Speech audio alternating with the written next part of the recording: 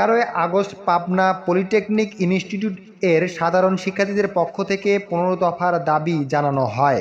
Pabna polytechnic institute এর অধ্যক্ষ ভারপ্রাপ্ত মোহাম্মদ আতিকুর রহমান কথা দিয়েছিলেন 15 দফা বাস্তবায়ন করবেন, কিন্তু তিনি তেমন কোনো পদক্ষেপ গ্রহণ না করায় শিক্ষার্থীরা 22 আগস্ট সকাল 10টা থেকে দুপুর পর্যন্ত আন্দোলন অব্যাহত রাখেন।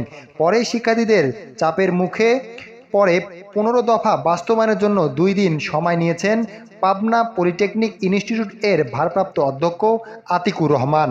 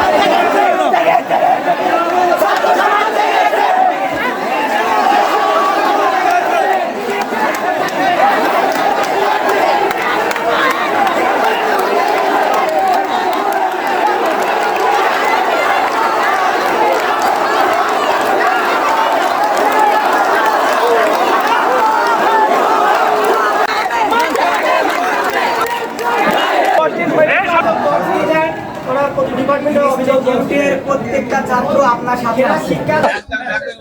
আমাদের সবার পক্ষ থেকে ডিসিশন, আপনাদের 2 কার্য দিবস সময় দেওয়া হলো, রবি এবং সোমবার।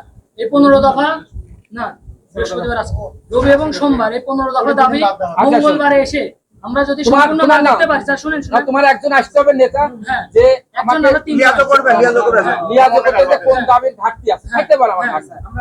আমরা সেটা বলি, আগে একটু বলি, একটু শেষটা বলি। এই যে তোমরা 15 এর মধ্যে একটু